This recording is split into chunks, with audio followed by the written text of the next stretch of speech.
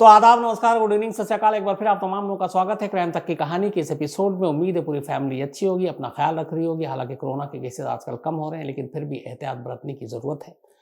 तो आज शनिवार है और कल रविवार यानी कल संडे है। कल सभी की छुट्टी होगी। उम्मीद यही है कि मेरी भी छुट्टी हो, ऐसा कोई क्राइम ना हो जिसकी वजह से भाग दौड़ करनी पड़े। तो दूसरा ये कि आज की कहानी सुनाऊं। मैंने आपसे कल भी कहा था क्राइम तक का एक नया लुक, एक नया स्टूडियो, जहाँ से क्राइम की कहानी जब आपको सुनाऊं तो थोड़ा और ज़्यादा बेहतर फील हो। आज जो मेरे पीछे में आप जो कुछ देख रहे हैं वो कहानी का एक पार्ट है, एक हिस्सा है इस कहानी का। वो कैसे है वो आप जब कहानी सुनेंगे तो खुद पता चल जाएगा। तो इसीलिए ये सारी जो पीछे चीज़ें आप देख रहे हैं उसको आज हमारे कैमरामैन विनोद शिकारपुरी ने ये फ्रेम बनाया है। कई दिनों बाद ये लौट कर आए हैं। चंबल में भटक रहे थे पिछले 5 दिनों से टीम के साथ। शिकारपुरी, फारूक हैदर, चिराग गोटी, मनीषा झा, ये लोग चुनावी रंगबाज की गाड़ी लेकर गए थे और अलग अलग चंबल के रंगबाजों को ढूंढ रहे थे। तो अब लौट कर घर को आए हैं ये बुद्धू, और आज से अपना काम इन्होंने अब शुरू किया है। अब तक छोटा शकील, यानी कि शकील जिसे हम छोटा शकील बुलाते हैं, वो शिकारपुरी की जगह पे फ्रेम बना रहे थे। आज उनकी छुट्टी है। तो आज की कहानी पर आते हैं। जब से साइंस ने तरक्की की है, क्राइम इन्वेस्टिगेशन, क्राइम करने का तरीका, क्राइम को सॉल्व करने का तरीका, सब पे असर पड़ा है और बहुत सारी चीजें बेहतर हुई हैं, बदली हैं। लेकिन आज की जो कहानी है वो एक अमेरिका के ऐसे शहर की कहानी है जो पिछले 33 सालों में एक केस को सुलझा नहीं पाया और अब इंतजार कर रहा है कि साइंस तरक्की करे, डीएनए की जो रिसर्च है वो और एडवांस हो। लेकिन यकीन है कि एक दिन वो इस केस को सॉल्व कर देंगे। हालांकि इस केस के साथ एक दिक्कत ये भी है कि एक डीएनए का जो सैंपल आज से 33 साल पहले कलेक्ट किया गया था मौका वारदात से, उसके नमूने बहुत कम बचे और इतना कम है वो कि अगर साइंस जल्दी तरक्की करती है, जो कि उम्मीद है, डीएनए का रिसर्च और ज़्यादा बेहतर होता है तो शायद उसके जरिए कातिल तक पहुंचा जा सकता है। तो एक शहर की पुलिस साइंस के और ज़्यादा बेहतर करने, साइंस की तरक्की का इंतजार कर रही है ताकि 1, 2 नहीं 4 कत्ल के केस को सुलझा सके। कहानी अमेरिका की है, अमेरिका के एक शहर ऑस्टिन की है। टेक्सास के पास है ये जो ऑस्टिन शहर। बात है 6 दिसंबर 1991 की, 6 दिसंबर 1991। ऑस्टिन में एक योगर्ट शॉप, दही की दुकान जिसे हम लोग कहते हैं, मीठी दही भी कह लें, मिष्ठ दही बोल दें, तो उसकी एक दुकान थी। उस दुकान में 2 लड़कियां काम करती थी। उनमें से एक का नाम था एलिजा थॉमस, 17 साल उम्र। दूसरी जेनिफर हार्विसन, इसकी भी उम्र 17 साल। ये दोनों उसी शॉप में काम करती थी। 6 दिसंबर 1991 को रात के वक्त शॉप बंद करने का वक्त आया। उससे ठीक पहले एक इनकी दोस्त एमी, जिसकी उम्र 13 साल थी, और एक सारा, जो कि जेनिफर हार्विसन की बहन थी, उसकी उम्र 15 साल थी। वो दोनों उस शॉप पे आते हैं कि शॉप बंद होगा, अब चारों लड़कियां साथ इकट्ठे घर के लिए निकलेंगी। तो एलिजा थॉमस, जेनिफर, एमी और सारा, 17 साल की 2 लड़कियां, एक 13 साल की, एक 15 साल की, ये दुकान बंद करने की तैयारी कर रही थी। लेकिन इसके बाद एक हादसा होता है। ये चारों घर नहीं पहुंचती। घर वाले परेशान होकर जब दुकान पे आते हैं कि अभी तक आई नहीं। इधर दुकान के आस पड़ोस के लोग अचानक उस वक्त चीखने लगते हैं जब देखते हैं इस दुकान में आग लग गई है। फायर ब्रिगेड की गाड़ियां पहुंचती हैं, आग को बुझाया जाता है। इसके बाद जब अंदर दाखिल होती है पुलिस की टीम आती है तो वहां चारों लड़कियों की लाश मिलती है। लाश जल चुकी थी, लेकिन यह भी पता चल रहा था कि कुछ हिस्से बचे हुए थे। इन लड़कियों के कपड़ों से ही इनके हाथ पैर बांध दिए गए थे और चारों के सर पे गोली मारी गई थी। दुकान जलाने का मकसद शायद यह था कि वहां के जितने भी सबूत हैं उन सबको नष्ट कर दिया जाए, बर्बाद कर दिया जाए।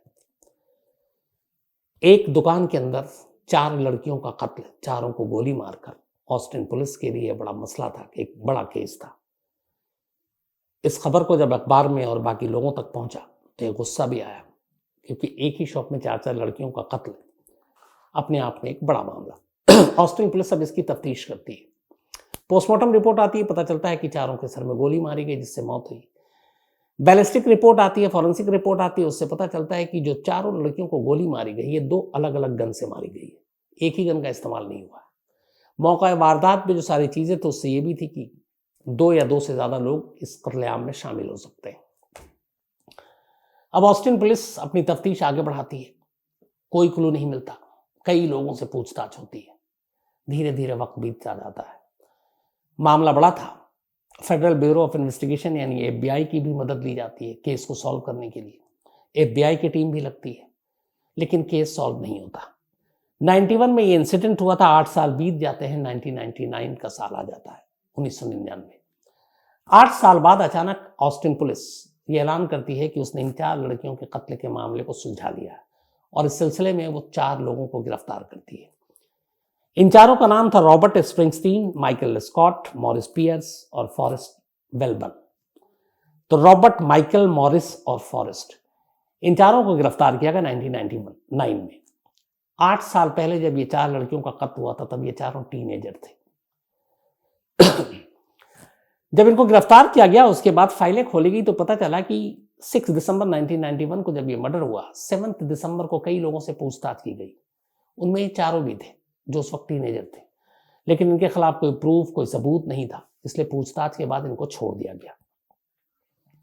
लेकिन 8 साल के बाद इन चारों को फिर से पकड़ा गया और जब 8 साल पहले चारों से पूछताछ की गई थी, जब वो कत्ल हुआ था उसके अगले दिन, तो उसकी एक वजह थी कि इन चारों में से जो एक लड़का था उसके पास, मॉरिस पियर्स, इसको मॉल से पकड़ा गया था, एक ऑस्टिन शहर के मॉल से, और उसके पास से एक गन मिला था, .22 कैलिबर का ये गन उस क्राइम सीन, जो क्राइम हुआ था, जो 2 अलग अलग पिस्टल से चारों लड़कियों को गोली मारी गई थी, उनमें से एक पिस्टल की रिपोर्ट आई थी कि वो .22 कैलिबर का ही गन था और मॉल के पास से पियर से यही .22 कैलिबर गन बरामद हुआ।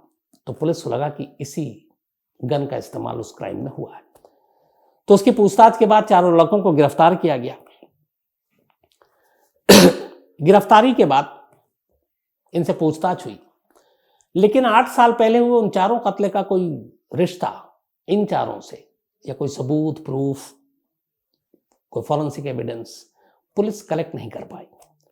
मजबूरी में इन चारों को छोड़ देना पड़ा। तो 1999 में ऑस्टिन पुलिस ने 8 साल बाद पहली बार 4 लोगों को पकड़ा, अरेस्ट किया, कहा कि केस सॉल्व हो गया है, लेकिन बिना प्रूफ के, बिना सबूत के अदालत में वो उनको गुनहगार नहीं ठहरा पाई और ये चारों छूट गए। अब बड़ी बेइज्जती हुई ऑस्टिन पुलिस की। कुछ महीने बीते, 1999 का ही था, तभी एक नई टीम आई, इन्वेस्टिगेटिव टीम, जिसको कहा गया इस केस को सॉल्व करो। उस नई इन्वेस्टिगेटिव टीम ने फिर से रिसर्च किया पूरा, और उसकी भी जाकर आकर सारा चीज ठहर गई इन चारों पर कि यही चारों कातिल हैं। अब नई टीम ने फिर से इन चारों को गिरफ्तार किया। चारों को गिरफ्तार करने के बाद पूछताछ की। पूछताछ के बाद रॉबर्ट स्प्रिंगस्टीन और माइकल स्कॉट, ऑस्टिन पुलिस ने दावा किया कि इन दोनों ने, रॉबर्ट और माइकल ने, इकबाल जुर्म कर लिया है। यानी उन्होंने मान लिया है कि 6 दिसंबर 1991 को चारों लड़कियों को इन दोनों ने ही मारा था। इनके इकबाल जुर्म के बाद जो बाकी 2 बचे हैं, मॉरिस पियर्स और फॉरेस्ट वेलबर्न, इन दोनों को पुलिस ने बरी कर दिया और छोड़ दिया, क्योंकि अब 2 के कन्फेशनल स्टेटमेंट थे। अब उन दोनों को छोड़ दिया और इन दोनों को, जिनके स्टेटमेंट थे इकबाल जुर्म था, इन दोनों के ऊपर मुकदमा चलाया। मुकदमा चला अदालत में। मुकदमे के दौरान इन दोनों को सजा भी हो गई। मान लिया गया कि यही दोनों उन चारों लड़कियों के कातिल थे। लेकिन इस सजा के कुछ वक्त के बाद इस सजा को कोर्ट में फिर से चुनौती दी गई, चैलेंज किया गया। और ये सजा किस ग्राउंड पे दिया गया था, वो ये कि इन दोनों ने इकबाल जुर्म किया और दोनों ने एक दूसरे के बारे में कहा कि इसने गोली मारी और उसने कहा इसने गोली मारी। यानी कि रॉबर्ट कह रहा है कि माइकल ने गोली मारी और माइकल कह रहा है कि रॉबर्ट ने मारी। तो दोनों के इकबाल जुर्म कोर्ट में रखा गया, कोर्ट ने सजा सुना दी। लेकिन उसी वक्त वहां पे एक नया कॉन्स्टिट्यूशन आया, कुछ बदलाव आए, और उसी नए कॉन्स्टिट्यूशनल ग्राउंड पर रॉबर्ट और माइकल को अदालत ने बरी कर दिया। ग्राउंड ये दिया कि इकबालिया बयान दोनों एक दूसरे के खिलाफ बोल रहे थे और पुलिस ने इनके बयान का इस्तेमाल किया, लेकिन इन दोनों को कोर्ट में एक दूसरे से सवाल जवाब करने का मौका नहीं दिया। जो कुछ हुआ वो कोर्ट पुलिस के सामने हुआ, पुलिस में स्टेटमेंट दिया गया, और जब अदालत में मुकदमा चला तो ना अदालत ने ना पुलिस ने इन दोनों को एक दूसरे को क्रॉस चेक करने या एक दूसरे से सवाल करने की इजाज़त नहीं दी और ये उनके राइट्स का उल्लंघन था। तो इसी कॉन्स्टिट्यूशनल ग्राउंड पर अदालत ने इन दोनों को बरी कर दिया। हालांकि तब तक ये मुकदमा लंबा चला था, करीब 10 साल ये दोनों जेल में काट चुके थे, लेकिन कॉन्स्टिट्यूशनल ग्राउंड पर फिर इन दोनों को बरी कर दिया गया। बरी होने के बाद एक बार फिर 1991 का वो मामला वहीं आकर खड़ा हो गया कि आखिर उन 4 लड़कियों का कातिल कौन है। पुलिस की कई बार फजीहत हो चुकी थी, केस पे अब कोई हाथ डालने को तैयार नहीं, कातिल मिल नहीं रहा, साख का सवाल था। इसी दौरान में अब इसी ऑस्टिन में एक अटॉर्नी जनरल उनकी पोस्टिंग होती है। ये अटॉर्नी जनरल जब यहां पर आते हैं तो इनका यह था कि इस केस के बारे में इन्हें भी जानकारी थी। इन्हें लगा कि इस केस को सॉल्व करना चाहिए, पर कैसे? अब सबूत कोई नहीं, न फिंगरप्रिंट्स न बाकी चीजें, तो क्या किया जाए? तभी इन अटॉर्नी जनरल को लगा, बल्कि वो डिस्ट्रिक्ट अटॉर्नी थे टेक्सास के, मिस्टर रॉबर्ट, डिस्ट्रिक्ट अटॉर्नी।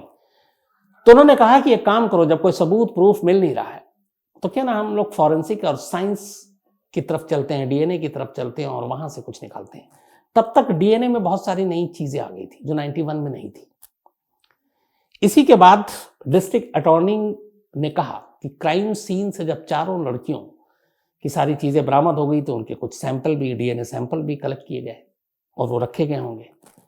तो उस वक्त उन्होंने कहा कि एक नया डीएनए का तरीका आया था जब ये डिस्ट्रिक्ट अटॉर्नी आए, और उसका नाम था YSTR टेस्टिंग।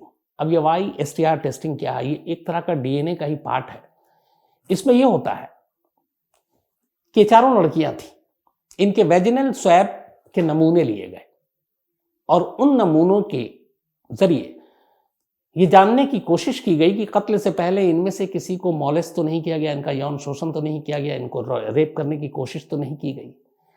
तब यह टेस्ट हुआ कि इन 4 लड़कियों के वेजिनल स्वैब यानी प्राइवेट पार्ट्स के नमूने लिए गए थे जो रखे हुए थे। अब उन्होंने कहा कि इसको YTR टेस्ट करते हैं कि क्या इनके साथ ऐसा कुछ हुआ था। टेस्ट के लिए भेजा गया। रिपोर्ट चौंकाने वाली आई। उन 4 में से एक लड़की के वेजिनल स्वैब में एक मेल का सैंपल मिला, एक आदमी का। इसे साबित हो गया कि कहीं ना कहीं उसके साथ, उस एक लड़की के साथ जबरदस्ती करने की कोशिश की गई। और इसी दौरान में उसके वेजिनल स्वैब में YTR टेस्ट के जरिए पता चला कि एक गुमनाम मेल का सैंपल मैच कर गया डीएनए का। अब ये एक बड़ी कामयाबी थी।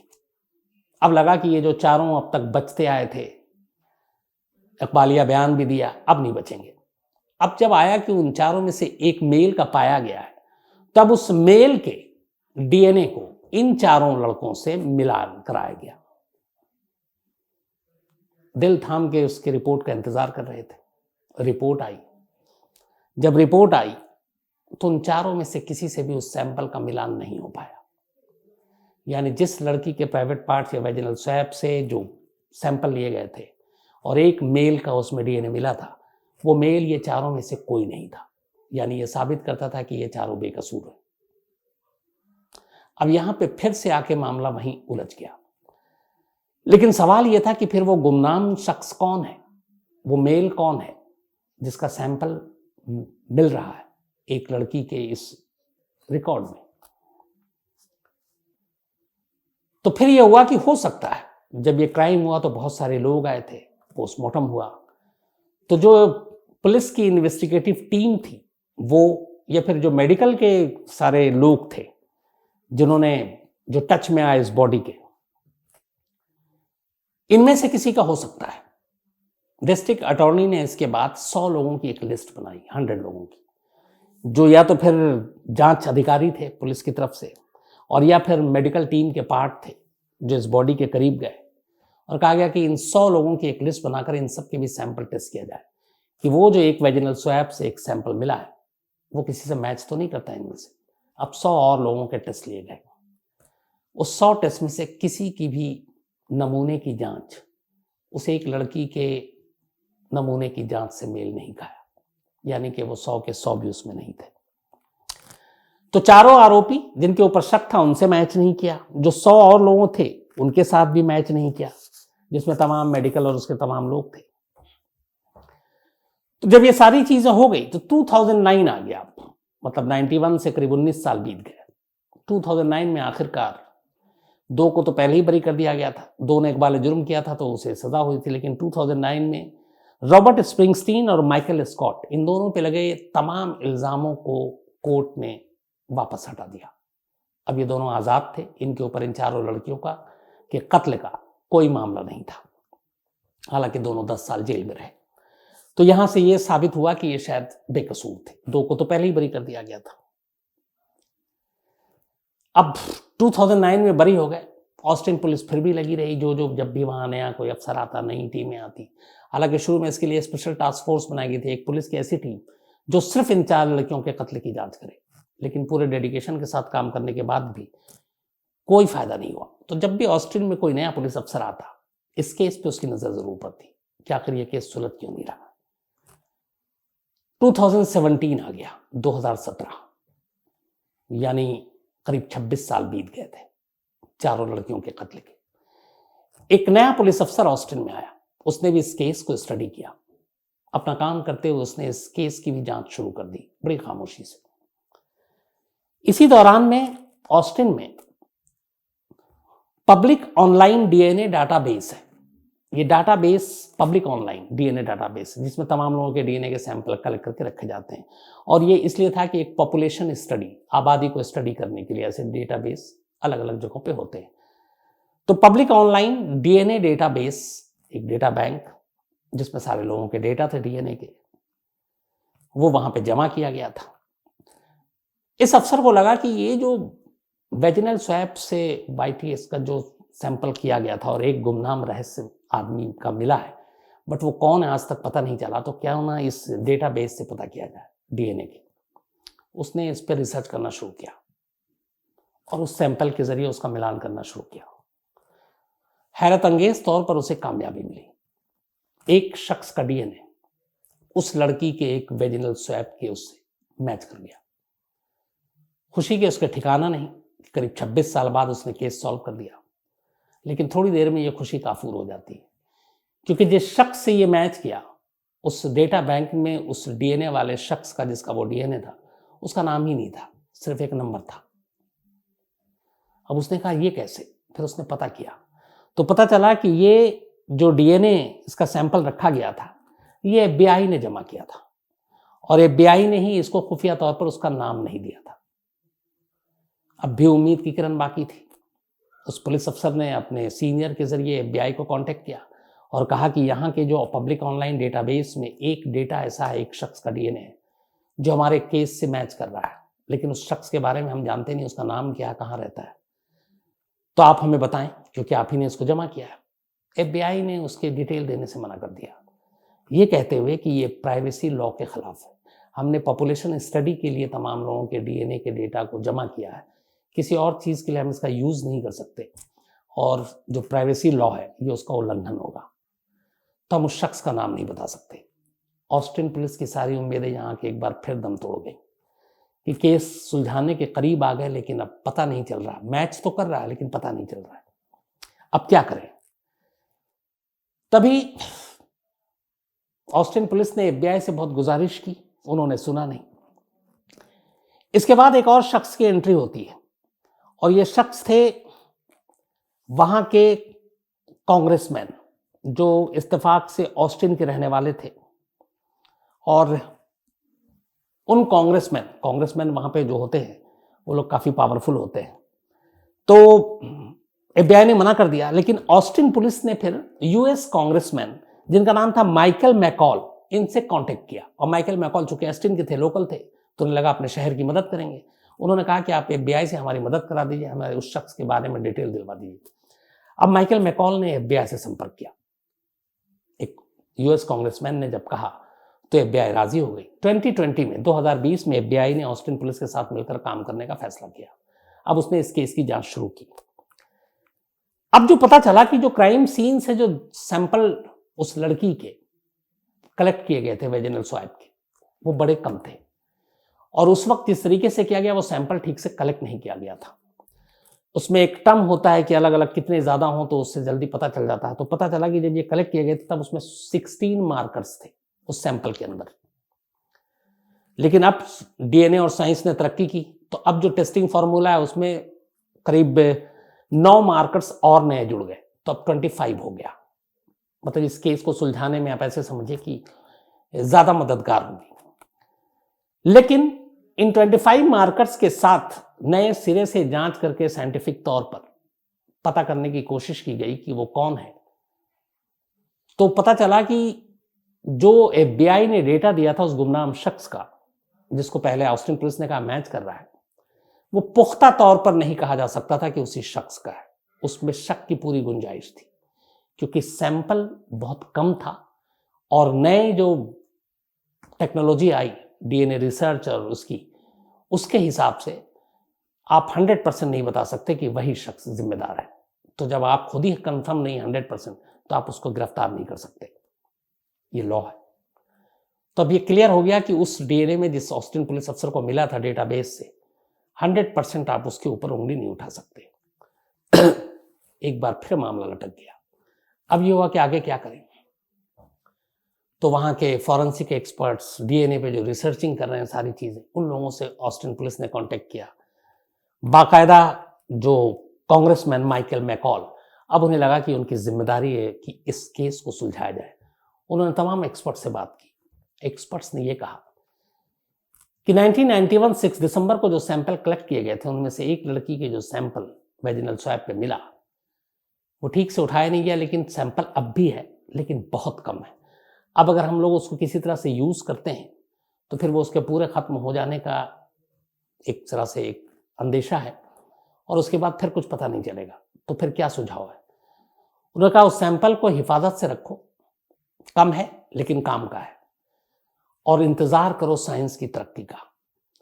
जैसे ही साइंस और तरक्की करेगा, डीएनए के रिसर्च में और तेजी आएगी, डीएनए का और बेहतर रिजल्ट आएगा, उस वक्त ये थोड़ा सा भी सैंपल ये बता देगा कि वो जो रहस्यमय डीएनए एक मेल का मिला है, एक पुरुष का मिला है उस एक विक्टिम के अंदर से, वो शख्स कौन है, और ये शर्तिया पता चलेगा।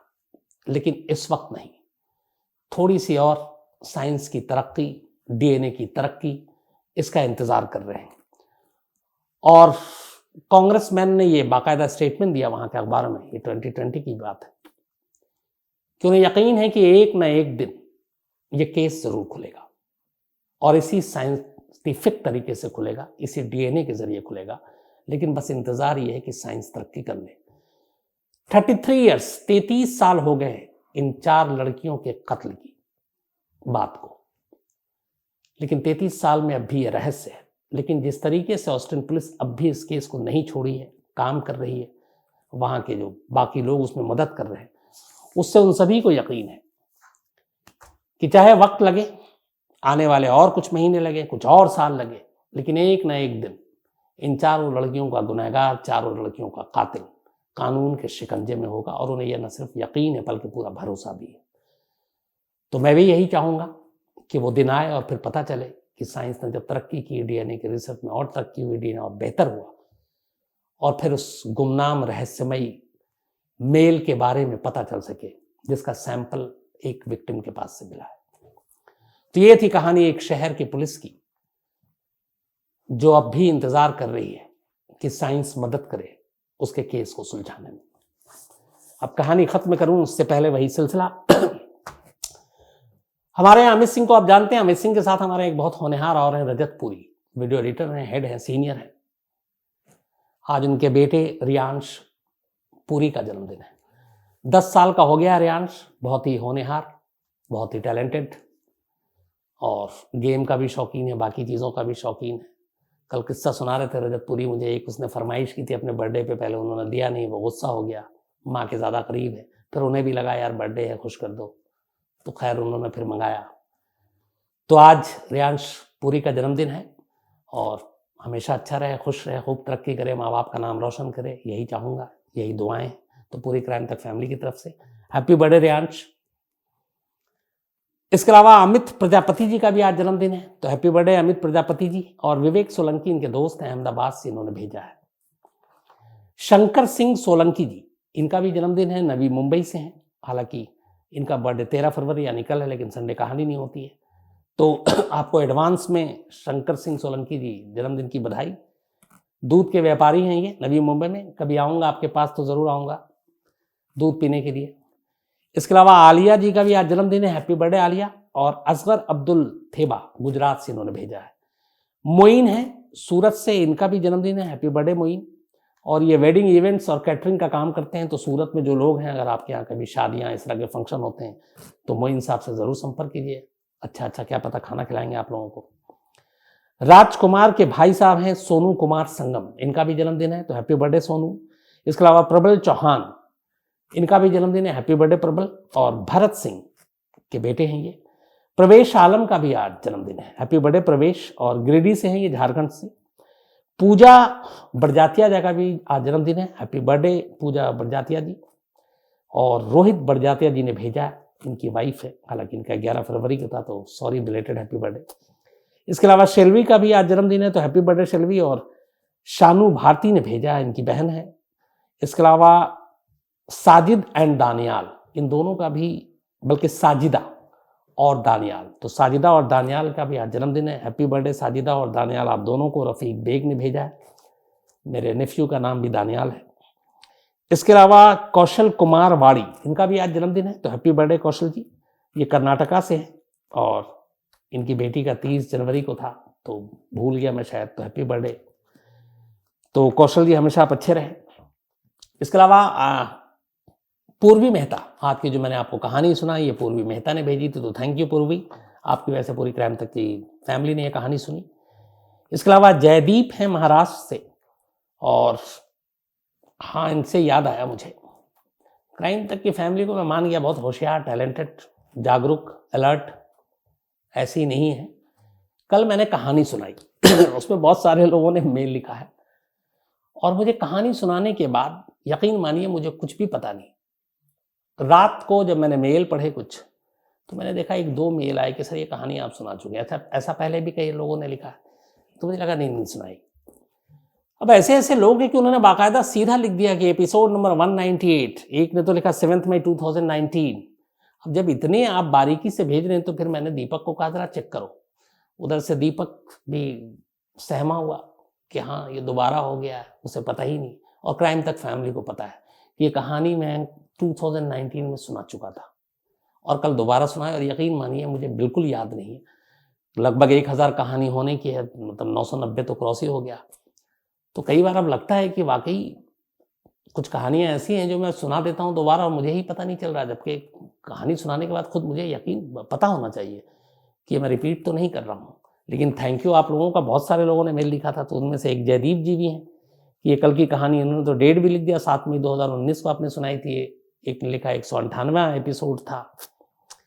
इसके अलावा प्रातिभा साहा जी हैं, और प्रातिभा साहा जी इन्होंने लिखा, थोड़ा मैं इमोशनल हो गया था मेल की, जन्मदिन था कभी, इनके हस्बैंड को विश भी किया था। अब उन्होंने बताया कि इनके हस्बैंड इज नो मोर, ऊपर वाला उनकी आत्मा को शांति दे, आप हमेशा अच्छी रहें, यही चाहता हूँ। कर्नल DS सिसोदिया जी रिटायर्ड जोधपुर से हैं, और ये अल्फ्रेड हिचकॉक की कहानी सुनना चाहते हैं, जो क्राइम डिटेक्टिव थे। मैं ज़रूर सुनाऊंगा कर्नल साहब आपको कभी। इसके अलावा मदन शर्मा हिमाचल प्रदेश से हैं, बहुत सारे लोगों ने स्टूडियो के बारे में जिक्र किया, थैंक यू वेरी मच। कई लोगों क्या है कि कुछ अच्छा लगा, आंखों को ठीक है, तो आज का भी देखकर बताइएगा इस स्टोरी के साथ जो सारी प्रॉप्स हैं वो जेल किया कि नहीं। निमेश शाह हैं, इन्होंने भी लिखा था कि कल की कहानी आप पहले सुना चुके हैं। उस्मान अंसारी ने भी लिखा कि कल की कहानी पहले सुना चुके हैं। अलबर्क अंसारी ने भी लिखा कि आप कह लेंगे कहानी कल सुना चुके हैं। बहुत सारे लोगों ने गलती पकड़ी है। इरफान खान है, और ये हिलोइस फ्लाइट 522 की कहानी सुनना चाहते हैं। इसके अलावा श्रवण है, नेपाल से, कतर में रहते हैं, और कभी मिलूंगा और आपसे बात भी करूंगा श्रवण साहब। मोहम्मद शाहनवाज हैं, इनका कहना है कि हमेशा जब विक्टिम को देखती है तो पुलिस अपनी टोपी क्यों उतार लेती है, फिल्मों में ज्यादा देखा है इन्होंने। 2 चीजें हैं, एक कहीं पे लाश होती है, मौका वारदात पे पुलिस पहुंचती है, तो एक थोड़ी सी श्रद्धांजलि टाइप, क्योंकि किसी की मौत जाहिर सी बात है सामने वाले को तकलीफ ही देती है, तो उनके रिस्पेक्ट के लिए कई बार पुलिस वाले अपनी टोपी को उतार कर हाथ में रख लेते हैं, ये आमतौर पर चलन है। वरना इसमें कानून या इसके लिए अलग से कहीं कोई लिखा हुआ नहीं है, लेकिन ये एक इंसान का दूसरे इंसान के प्रति रिस्पेक्ट होता है, उसकी वजह से करते हैं। सौरभ सिन्हा जी हैं इंग्लैंड से, इन्होंने बड़ा अच्छा मेल लिखा है। इन्होंने लिखा है कि इस देश में हमारे क्या हो रहा है, ये हिंदू मुस्लिम आपस में नफरतें, बाकी चीज़ें, पीस चाहिए, डिस्टर्ब ना हो। मैं भी सौरभ साहब यही चाहता हूँ कि हम सब देश में सुकून से रहें, अच्छे से रहें, प्यार मोहब्बत से रहें। बट अक्सर एक चीज़ देखा है मैंने कि जब भी चाहे किसी स्टेट का हो या सेंटर का हो, जब इलेक्शन या चुनाव आता है तो ऐसी चीज़ें अपने आप शुरू हो जाती। पता नहीं इससे किसको क्या फ़ायदा होता है। हालांकि अभी कुछ साल, पिछले साल की बात है, कोरोना ने हमें दिखाया है तब बहुत सारी चीज़ें भी हुई कि इस देश को अस्पताल चाहिए, इस देश को स्कूल चाहिए, कॉलेज चाहिए, हेल्थ चाहिए बेहतर, या फिर ये तनाव हिंदू मुस्लिम, ये सारी चीज़ें चाहिए। तो होना नहीं चाहिए। उम्मीद यही है कि देश में सब प्यार मोहब्बत से रहें, सुकून से रहें, शांति से रहें। बट आप इतनी दूर बैठकर भी ऐसी बातें लिखते हैं, सोचते हैं, अच्छा लगता है सुनकर। इसके अलावा अफसर खान है, इन्होंने भी स्टूडियो की बात की है। पूनम जैन जी ने भी स्टूडियो की बात की है। थैंक यू वेरी मच आप तमाम लोगों का। हैरिस धसमाना जी है, इन्होंने एक स्टोरी की फरमाइश की है। अमन कुमार भारद्वाज हैं, ये हिंदुस्तान की कहानी सुनना चाहते हैं। राम बधूरिया जी हैं, इन्होंने भी कहा आपने कल की कहानी पहले सुना दी थी। अशोक डूडी बिश्नोई ने भी कहा आपने कल की कहानी सुनाई। प्रद्युमन राव ने भी गलती पकड़ी कि कल की कहानी दोबारा थी। दीपम गुप्ता जी हैं, इन्होंने 2 कहानी की फरमाइश की है। इसके अलावा अनीश ठाकुर हैं और ये कांगड़ा शिमला से हैं, शिमला बल्कि रेप केस की कहानी सुनना चाहते हैं। इसके अलावा मुथा कुमार अय्यर हैं और एक स्टोरी की फरमाइश इन्होंने भी की है। रवि कुमार हैं, 1995 से 2005 के बीच तमिलनाडु में बावरिया गैंग ने बहुत सारे क्राइम को अंजाम दिया, ये उसकी कहानी सुनना चाहते हैं, जिस पे एक फिल्म भी बनी थी शायद। चलिए मैं सुनाता हूँ। इसके अलावा स्वर्णनाभा देवनाथ और इनके फादर हैं गणेश देवनाथ जी, जो कहानी सुनते हैं। Thank you very much Ganesh ji. और नोबेल चोरी की कहानी ये सुनना चाहते हैं, सुनाता हूँ जल्दी आपको। भामेश कुमार मिश्रा जी हैं, इन्होंने लिखा कि 10 फ़रवरी को इनका बर्थडे था, मैंने विश नहीं किया। बिलेटेड हैप्पी बर्थडे भामेश भाई, कई बार गलतियां हो जाती हैं। रवि राय हैं, इन्होंने लिखा कि कल आप हैंडसम लग रहे थे, थैंक यू वेरी मच। इसके अलावा कमर अली घोषी हैं। तो आप तमाम लोगों का शुक्रिया इस मेल के लिए, जो कहानी की फरमाइश की वो भी पूरी करेंगे।